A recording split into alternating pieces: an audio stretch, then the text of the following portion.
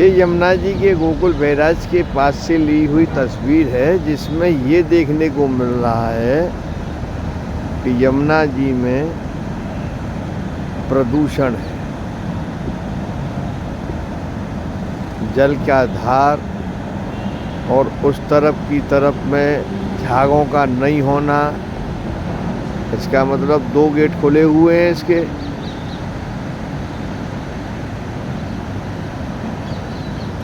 जब रुके हुए पानी के किसी गेट के खुलने से पानी में होने वाले घर्षण से ये झाग पैदा होते हैं। यमुना जी दिल्ली से होकर मथुरा आती है और गोकुल होकर के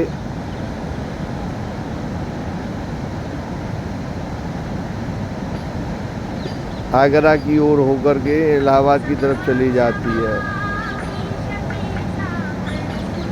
यमुना पॉल्यूशन और इसके सॉल्यूशन को लेकर के कुछ गंभीर आवाज़ें उठने लगी हैं और इस बात की खुशी है कि 2023 के यज्ञ ने सातों गादीपतियों को ये सोचने को मजबूर कर दिया कि हाँ, यमुना जी और ब्रज जहाँ हमें बार बार जाना आना होता है, वहाँ के हालातों पर हमें कुछ करने की ज़रूरत है। फिलहाल मैं ज़्यादा कुछ कहना नहीं चाहूँगा, लेकिन हाँ, 2024 के इस श्री यमुना जी के महायज्ञ में चतुर्थ संप्रदाय, शंकराचार्य और सातों गादीपतियों के आचार और सातों निधियों को जो ब्रज में बुलाने का और भ्रमण कराने का जो प्रस्ताव है हमारा, उस पर अच्छी तरह से चर्चा हो। कलिंदगिर पर्वत से और प्रयागराज तक यमुना जी की अविरलता, निर्मलता और सुंदरता सुनिश्चित हो। Bridge heritage planning board UP, Haryana, Rajasthan जो मोदी जी ने बनाया था सन 1516 में, उसके लिए उनका सम्मान करने के लिए हेतु योगी जी ने उसमें आगे बढ़कर के जो ब्रिज हेरिटेज प्लानिंग बोर्ड में से उत्तर प्रदेश का ब्रिज तीर्थ प्रचार परिषद तैयार किया, उसके लिए उनका आभार और सम्मान हेतु और सभी की सद्बुद्धियों में श्री यमुना जी और ब्रज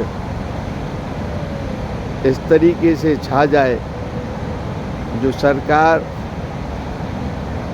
और हम और आप एक नए ब्रज का निर्माण करते हैं। जैसे कि पहली सदियों में कभी ब्रज के तीर्थों को संरक्षित करने में राजा महाराजाओं का सहयोग था, वो तीर्थ स्थल आज हमें देखने को मिलते हैं। इसी प्रकार श्री यमुना जी की अविरलता, निर्मलता और सुंदरता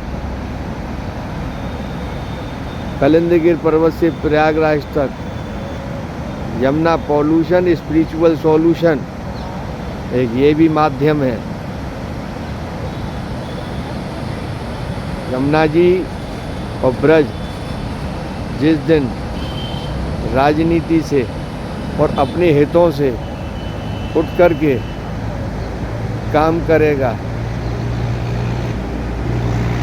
इनकी अविरलता, निर्मलता और सुंदरता को कोई छीन नहीं सकता। इनके अनुयायी इस धरती पर बहुत हैं। ऐसे ही ब्रज में ब्रज के अनुयायी बहुत हैं। सभी के लिए ये एक मुख्य बिंदु है, जरूरी भी है।